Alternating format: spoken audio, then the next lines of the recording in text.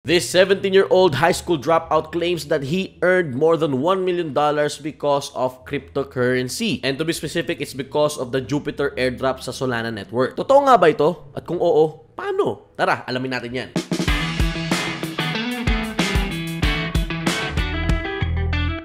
Hey everyone, my name is John F. Dong. So you can find me on TikTok, Facebook, Instagram, and on X. In this video, pag-uusapan natin itong 17-year-old high school dropout kasi kumita daw po siya ng over $1 million because of the recent crypto event, and that was the Jupiter airdrop sa Solana network. But enough of the chit-chat, tara, silipin na natin yan.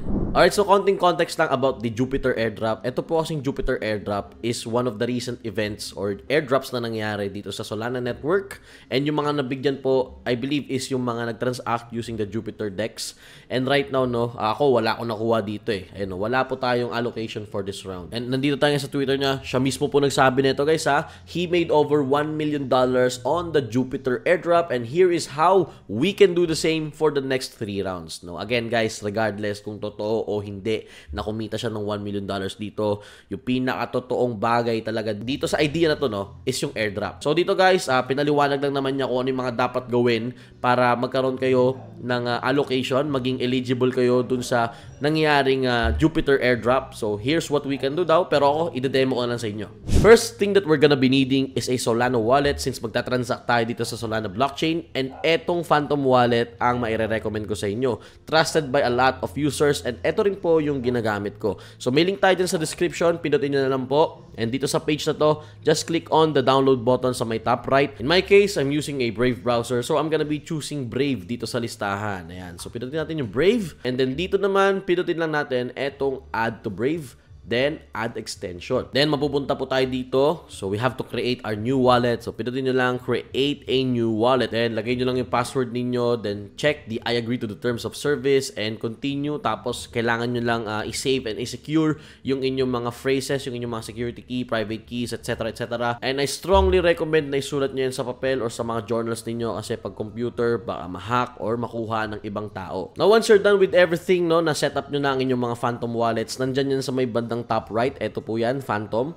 Tapos, makikita nyo po sa umpisa na 0-0 lahat since wala pang laman ang inyong mga wallets. But don't worry, ang kailangan lang naman natin ditong gawin is mag-hunt ng mga projects kagaya nitong Jupiter. So, gagawin na natin yung mga freeware. But I think yung mga succeeding activities dito sa Jupiter requires Solana, for the gas fees, and syempre yung mga tasks na kailangan natin gawin for swapping, for doing some derivatives, and exchanging or swapping tokens. Yun, kailangan natin ng Solana doon. So, meron ako ditong wallet na meron ng Solana. So, gagawin natin is pupunta tayo sa Jupiter Swap. Okay, so we're here in Jupiter Swap. By the way, we have a link dyan sa description ng video natin. Pinutin nyo lang yan para ma-redirect po kayo dito sa Jupiter Swap. Now, actually, we have 5 things to do dito. We have swap, we have limit order, DCA, bridge, and perpetual. Ito yata yung futures nila dito sa Solana at specifically dito sa Jupiter Swap. Ang una natin gagawin is to connect our wallet. So, connect wallet natin dyan sa may top right. And then, let's choose Phantom. Yan, mako-connect na po yung wallet natin. So again guys, kailangan meron tayong Solana tokens. Kasi Solana, yan po yung madalas na gagamitin natin dito sa Solana network for the gas fees, transaction fees, network fees, etc. etc. Okay, so John F. Dong, kailangan ba natin gawin lahat tong 5?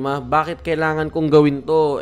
Gusto ko nga magkaroon ng airdrop Bakit ako maglalabas ng pera para bumili ng Solana, ililipat ko sa Phantom wallet na to, tapos gagawin ko yung 5 yan dito sa Jupiter Swap? That's actually a good question, pero yun nga guys ang pinagbabasehan po kasi sa mga ganitong klase ng airdrop is kung meron ka bang transaction na ginawa using their platform. And according to sa video ni Notshort, kailangan makita nung Jupiter mismo, since magkakaroon pa ng next rounds, na nagkakaroon tayo ng transaction using their platform or with the help of their platform. Now we're doing this para magkaroon tayo ng mga transactions and para na rin maging eligible tayo sa mga future airdrops ng Jupiter. Getting back dito guys sa kanilang swap, dito sa Jupiter, what I'm gonna be doing first is yung kanilang swap. So right now, meron tayong dito USDC to Sol. So gusto ko, gagamitin ko is yung Sol, tapos i-convert ko siya into USDC kasi para hindi masyadong volatile. I think kailangan lang naman is magkaroon tayo ng transaction dito. So pagpalitin lang po natin to, and then make sure na maglagay tayo dito, let's say 0.001. So that is around $0.10. Gawin lang natin 0.01 para maging $1 as well. Tapos, swap natin to. So, yung slippage natin is 0.5%. Then yan, magkakaroon tayo dito ng confirmed transaction window. So, nandito naman tayo ngayon sa limit order. So, parang ang pinaka-pares nito or pinakamalapit would be the spot trading sa mga centralized exchange like OKX or Binance. So, dito guys, no, ang pinili nating trading pair is SOL USDC. So, we're selling SOL para makabili ng USDC. So right now, ang isang Solana would be 101.9 USDC. So gagawin natin, same idea dun sa swapping. Lagay natin 0.01 dito. So konting summary lang guys, no? 0.01 Solana ang gusto nating ibenta dito, and yung SOL at rate right now is 101.36. So i-adjust natin yan kasi right now it's 101.9. Tapos ang makuha natin dito pag nagbenta tayo ng 0.01 SOL is 1.01 USDC. So, syempre, pag in-adjust natin ito, no, pwede nating i-use market or tayo mag-manually maglagay ng pinaka-rate natin dito. So, I'll be using the market.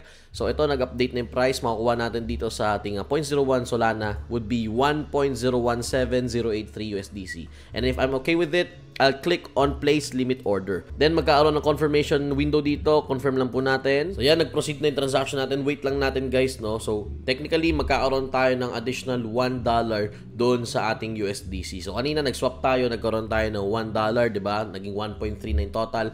So kapag nag-proceed ito, magkakaroon na tayo ng $2.3 or USDC doon sa ating Phantom wallet. Yan dito guys, what I recommend is i-refresh nyo from time to time. So yan, nawala na po yung open order natin. Now, let's check our wallet. So, tignan natin yung Phantom wallet natin. Ayun. So, meron na tayong 2.3 just like I mentioned kanina. So, nabenta na po yung ating nilagay na price dito sa limit order. So, we're done. Nagawa na natin yung swap. Nagawa na natin yung limit order. Let's head on sa next, yung DCA. So, sabi dito, no, DCA, set and forget. So, parang maglalagay tayo, magsiset tayo, then kakalimutan daw muna natin.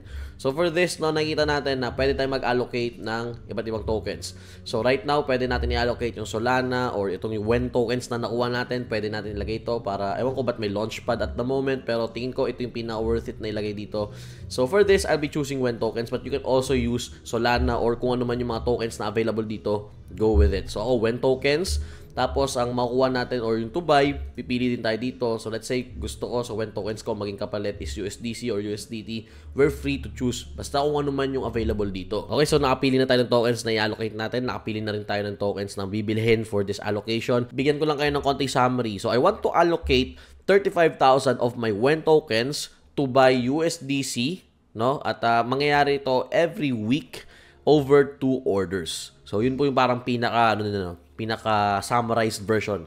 And then, pag okay na po tayo doon, let's just click on the Start DCA. Ayan. So, may lalabas ulit na prompt. Tapos, pag okay na tayo dito, confirm lang natin. So, mababawasan guys yung WEN tokens natin na nandun sa wallet natin kasi nga, nag-allocate tayo ng 35,000 WEN tokens dito sa DCA. But the good thing, no, is nagkaroon na tayo ng transaction dito sa DCA ng Jupiter Network. Now, let's head on to the next, which is yung bridge. So, simple lang naman yung idea ng bridge. So, nagsisilbing tulay ito para sa dalawang magkaibang network. So, for example, ito yung Solana. Gusto mong dalhin yung funds mo from Solana Network into Ethereum, BSC, or kung ano mang gusto mong network, kailangan mo ng bridge. So, pag walang bridge, edi walang paraan para makarating yung tokens mo from Solana Network papunta dun sa gusto mong network. Now, dito sa Jupiter, no, meron silang bridge kung saan pwede tayo makapag-transfer ng assets to Solana Network from different networks. So, vice versa, pwede rin yun. So, ito, compare the best rates between bridges to Ape into Solana. So, meron comparator, wormhole, which is still in beta, no?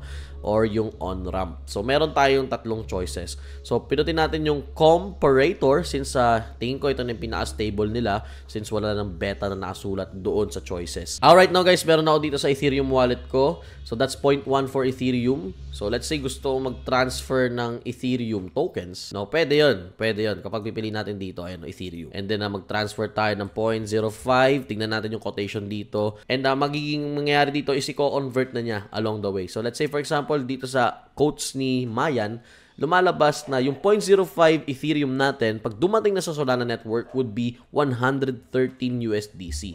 And dun sa kanina quotation, ganun din halos yung naging equivalent kapag halimbawa man na Ethereum to Wrapped Ethereum yung mangyayaring transaction. So kung ganito man, no, ako mas gusto to, mas madaling ibenta USDC, tsaka mas, kumbaga, mas stable kasi yung USDT at tsaka USDC. So I prefer this. So pag okay na ako dito, pinutin ko yung Use Mayan, and of course, mag-open yan dito sa panibagong network. Actually, doon pwede na nga natin pagpalitin yan doon eh. So dito medyo tumaas, naging 114.08 pa nga. So if we want to proceed with this, i-connect muna natin yung ating wallet. So piliin natin dito yung Ethereum na wallet natin, which is in the MetaMask. So nasa MetaMask kasi yung atin, guys. So next natin, connect natin. Yan. So connected na po yung ating first wallet. Now next is piliin naman natin yung destination wallet natin. So ito yung Solana natin, no? So piliin natin tong Phantom since we're using the Phantom wallet.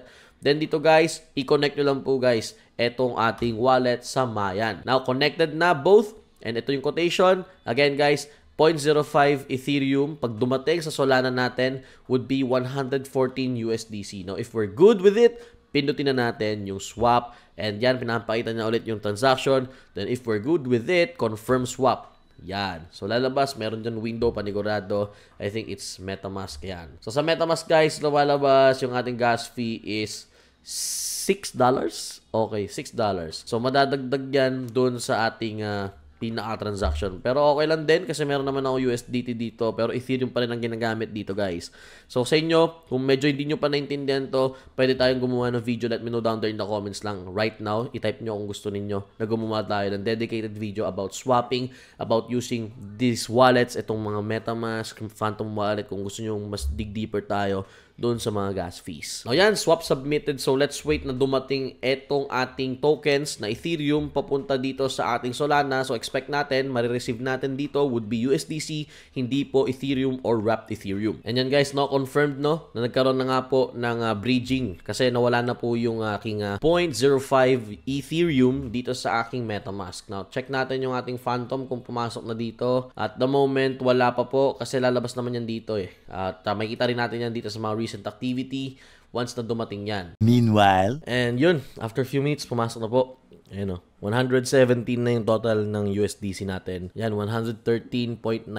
So after all the fees, no, at mga transaction fees, network fees, ang nakuha natin is 113.99 USDC. That's fine with me. At least nagkaroon na ako ng transaction using the Jupiter bridge, no? So yan, nagawa na natin yung bridge, nagawa na natin yung apat, yung swap, limit order, DCA, and bridge. Lastly, gagawin naman natin yung perpetual. Nasa beta phase pa lang ito, pero let's do it anyway. Alright, let's go with the perpetual. Sa mga hindi nakakaalam, perpetual, ano po yan, no? Dito po yan pumapasok sa futures, no? Sa cryptocurrency. And right now, we have Solana, Ethereum, and WBTC or Wrapped Bitcoin. And dito, pipili lang tayo ng gusto nating mag-perpetual or mag-futures. So, meron tayo Solana again. Pwede tayo sa Ethereum kung gusto natin yung Ethereum. Right now, tumataas ng tumataas itong Ethereum and itong Bitcoin. Nahit na ng Bitcoin yung 43K. Pero syempre, nahit na yan last time eh. By the way, kung hindi pa kayo nag-futures, hindi nyo alam kung paano gawin to, I don't recommend na gawin nyo kung hindi nyo po alam yung ginagawa ninyo. But for this, no, alam ko naman yung gagawin ko dito. So, I'll be paying, no, itong Solana yung gagamitin ko as we pay. Tapos, yung size of long, and ako din magsaset nyan. And kung ilan yung leverage. So, hanggang 100x. Pero the more leverage na ilalagay nyo dyan, syempre, mas risky. And mas malaki yung chance na matalo kayo. Pero malaki din yung yung magiging profit if ever man na manalo kayo. Pero kung talagang into futures kayo, alam niyo yung ginagawa ninyo, bahala na kayo dyan. Hindi ko napapakialaman yung trip ninyo. Ako, I'll be putting in siguro 0.5 yan. So, ito yung size of ilolong ko. Tapos, ang leverage ko lang is 5. So, lumalabas dito guys, ito yung entry price natin would be 101.21 kapag pinindot ko itong long sol. Tapos, ang target ko kasi, ewan ko kung nakikita ba natin yung target dito. Wala. Pero, tingin ko, automatic na ba to? Ewan. Pag pinindot ko pa itong long, ano na ba? Ayun, wala. Pero sige, 0.5. Medyo malaki to kung tutuusin, no? Tayan, no? Pag tama yung ating hula, ano ba to? 2.4. I don't know kung paano yung sistema dito. Yan. 0.5 guys, ang nilagay ko dito sa ating long. So, entry price natin, ayan. Tapos, syempre, meron tayong confirm transaction window dito. Just hit confirm. And yan. Again, yun na naman yung idea ng futures. Pero again guys, kung hindi nyo alam yung ginagawa ninyo, don't do this. Okay? Hindi nyo kailangan gawin to. Pero ako, for the sake na magkaroon tayo ng transaction dito, for the sake na magkaroon tayo ng allocation dito, ginawa ko to. Ito rin kasi sinabi ni Not Short dun sa video. Again guys, regardless kung totoo o hindi na nagkaroon siya ng kita dito na over $1 million dahil sa Jupiter airdrop, gagawin ko to. Kasi syempre, totoo naman yung airdrop. Hindi lang sigurado kung totoo yung kwento niya. Okay? So, wala tayo dun. Okay, dito ako sa kung ano yung totoo. Totoong nagbibigay ng airdrop si Jupiter. So yan, tapos na natin gawin lahat. So we've done the swap, the limit order, DCA, bridge, and pati na rin tong perpetual. So I think it's enough na. Tignan lang natin guys yung station, ano meron dito. Okay, so Jupiter Space Station, the ultimate CEX replacement. So, ang pinaka-ano rin pala nila, no? Parang pinaka-target din pala nila is maging centralized exchange. Pero for now, hindi ko pa nakikita yon at abangan natin kung mangyayari nga po yun for the next succeeding weeks or months. Pero for now, ang pinaka-malinaw, isa to sa mga tumatak ngayong 2024. Ang aga pa, no? Q1 pa lang ng 2024. Pero grabe, marami nang pumaldo dahil dito sa mga airdrops and especially dito sa Jupiter. Doon kasi sa when, start na yun Baga, alam na ng mga tao na, uy, grabe, meron siguro mga dating pa. Pero nung nilabas itong Jupiter, grabe yung mga news and yung mga balita tungkol sa mga pumaldo with regards dito sa Jupiter airdrop. And yun, again guys, regardless kung totoo na kumita si Not Short ng millions of dollars dahil dito sa Jupiter airdrop, regardless kung totoo yun o hindi, ako, ang nakikita ko dito, ang totoo ay merong Jupiter airdrop or airdrop in general. Sa mga hindi nakakalam kung ano airdrop, aralin nyo yun guys, search niyo. I think this is the best time para pumasok sa cryptocurrency, lalong-lalo na dito sa mga airdrop. Maraming klase ng airdrops guys, so abangan ninyo dito sa YouTube channel natin and pati na rin sa iba pa natin social media like TikTok. Diyan tayo nag-a-announce ng mga ganitong klase ng opportunities, and if you guys are interested, mag-comment lang kayo, tutulungan ko kayo para masagot lahat ng mga inquiries at yung mga katanungan ninyo. And yun lang, kung nakatulong itong video na to, hit ang like button, and of course, if you have any questions, request, let me know down there in the comments below. And lastly, huwag nyo kalimutan na mag-subscribe and hit yung notification bell para updated kayo sa mga contents na gaya nito na in-upload natin dito sa ating YouTube channel. By the way, follow nyo na rin ako sa mga social media ko like TikTok, Facebook, Instagram, and sa X. And of course, kung gusto nyo pa mapanood yung pa nating videos, dyan pili lang sa ilalim. Pindot lang po kayo dyan, and see you sa mga next videos natin. Ingat kayo mga dongs!